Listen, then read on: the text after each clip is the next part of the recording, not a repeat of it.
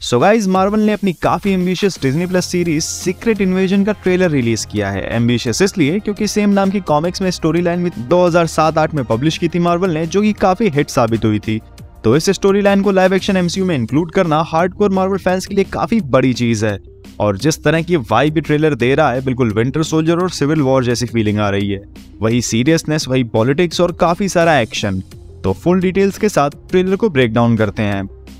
अब secret invasion comics और show का भी फोकस मेनली एक चीज पर है कि कैसे मार्वल की दुनिया में, स्पेशली अर्थ में, हरे भरे स्क्रल्स ने हर कंट्री की टॉप गवर्नमेंट पोजीशंस को सीक्रेटली इन्वेड कर लिया है। मतलब उन गवर्नमेंट ऑफिशियल्स और बहुत सारे फेमस सुपर हीरोज को भी मारकर या फिर किडनैप करके उन्हीं का रूप लेकर रिप्लेस कर देते हैं और अपना सीक्रेट एजेंडा चलाते हैं। क्योंकि कैप्टन मार्वल मूवी में हम देख चुके हैं कि ये स्क्रल्स एलियंस हैं जिनकी सुपर पावर शेप शिफ्टिंग है, यानी वो किसी का भी रूप ले सकते हैं। इसीलिए काफी खतरनाक हो जाता है हीरोज और गवर्नमेंट के लिए ये पहचानना कि कौन असली है और कौन नकली, कौन दोस्त है और कौन दुश्मन। अब स्क्रल्स की ब्रीफ हिस्ट्री देखें तो इनकी रेस रेप्टेलियन ह्यूमनाइड है, जो स्क्रोलोज नाम के प्लेनेट के रहने वाले थे। बट क्री स्क्रल वॉर जो कैप्टन मार्वल मूवी में दिखाई गई थी, उसकी वजह से स्क्रल्स को अपना होम प्लेनेट छोड़कर पूरे यूनिवर्स में भागना पड़ा और छुपना पड़ा, जिसमें से अर्थ भी एक लोकेशन थी।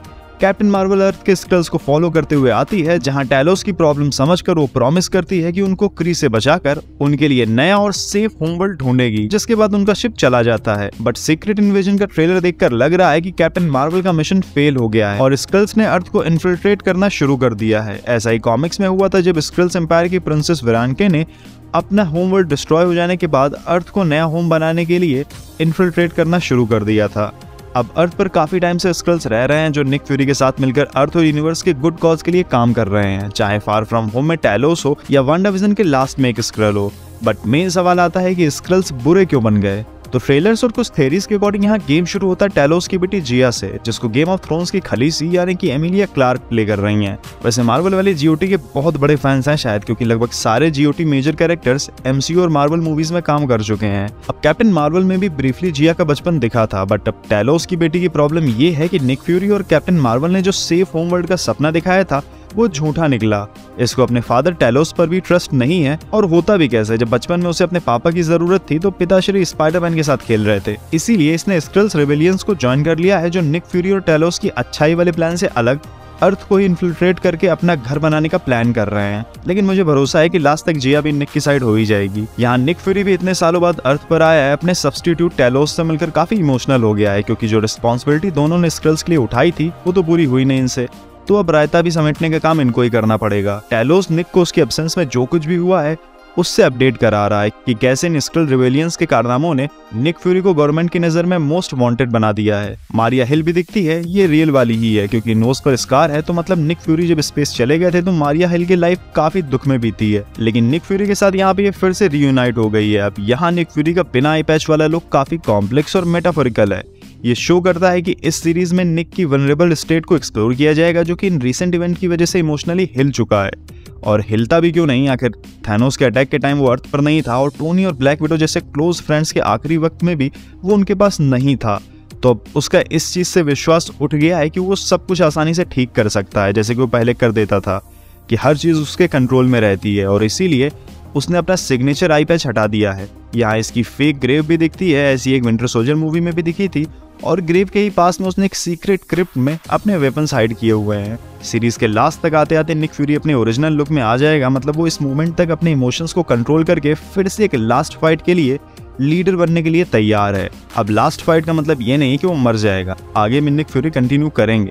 ये तो बस इस सीरीज की सीरियसनेस को हाइप करने के लिए है। अब ये भाई साहब स्क्रल्स रिबेलियंस के लीडर हैं, ग्रेविक। यहाँ एक चीज देखो तो कैप्टन मार्वल मूवी और प्रेजेंट टाइम के इवेंट्स के बीच लगभग 30 सालों का गैप है। तो इसका मतलब जो उस टाइम के बच्चे थे, यानी कि आज का स्क्रल यूथ, वो अपने सीनियर स्क्रल्स के तरीकों के अगेंस्ट विद्रोह कर चुका है, क्योंकि जो सपना उन्हें दिखाया गया था सेफ होमवर्ल्ड का, वो पूरा नहीं हो पाया है। इसीलिए स्क्रल रेडिकल्स मैटर अपने हाथों में लेते हुए अर्थ को टेक ओवर करने का प्लान कर रहे हैं। इन भाई साहब की पावर्स कुछ ज्यादा ही इनहेंस हो गई है, ग्रूट की पावर्स भी रेप्लिकेट कर रहे हैं।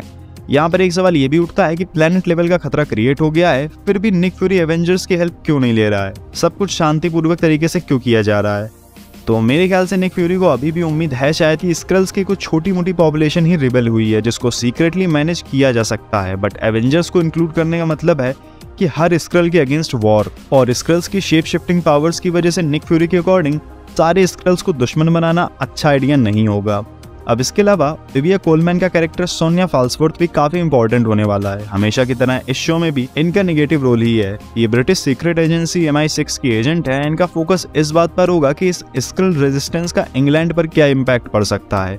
ये स्क्रल्स के रेजिस्टेंस के अगेंस्ट ग्लोबल लेवल पर रिपरकशन का एजेंडा चलाएंगी। ट्रेलर के अकॉर्डिंग निक फ्यूरी के साथ ये पहले भी काम कर चुकी हैं। अब मेरे ख्याल से एक पॉसिबिलिटी ये भी हो सकती है कि ये सीक्रेटली स्क्रल्स के ऊपर एक्सपेरिमेंट्स कर रही हो, उनको सुपर स्क्रल्स बनाने के लिए, जिससे कि फाल्सवर्थ इन स्क्रल्स को अपनी MI6 का सीक्रेट एजेंट्स बनाकर दूसरी कंट्रीज में एज स्पाई भेज सके और वहां के इंटरनल पॉलिटिक्स को अफेक्ट कर सके। अब सुपर स्क्रल्स की बात करें तो ये मार्वल कॉमिक्स में स्क्रल वॉरियर्स थे जो नॉर्मल शेप शिफ्टिंग तो कर ही सकते थे, बट खुद पर लैब एक्सपेरिमेंट्स करवाने के बाद इनके पास और सुपर पावर्स भी आ गई थी। ये दूसरे मार्वल सुपर हीरोज की पावर्स भी रेप्लिकेट कर सकते थे। इनका मेन पर्पस फोर्सफुली इन्फिल्ट्रेशन करना होता था। तो यही सुपर स्क्रल्स इस सीरीज में भी दिख सकते हैं, जो कई सारे फेमस MCU हीरोज की पावर्स की नकल करते हुए दिखाए जाएंगे।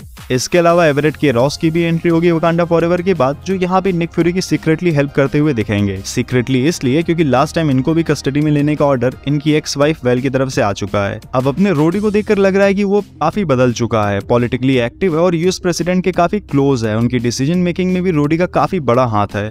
अब इस सीरीज में प्रेसिडेंट रेडसन का काफी बुरा हाल होने वाला है। स्पॉइलर अलर्ट, ये बंदा मरेगा।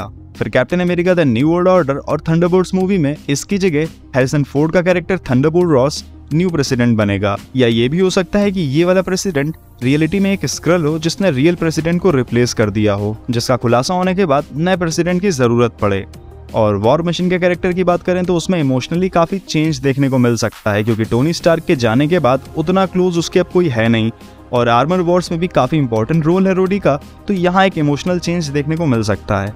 अब मेनली जितने भी स्क्रल्स अर्थ पर छुपकर ह्यूमंस की तरह रह रहे हैं इतने सालों से, उनमें से एक बहुत बड़ा हिस्सा छुपकर रहते हुए थक गया है, ह्यूमंस की तरह रहते हुए थक गया है। अब उनका अपने नॉर्मल स्किन में रहने का और जीने की डिजायर ही सीक्रेट इन्वेजन का ड्राइविंग प्लॉट होने वाली है। अब तुम्हारे क्या ओपिनियंस है इस ट्रेलर को लेकर और इस सीरीज को लेकर, कमेंट्स में बताओ।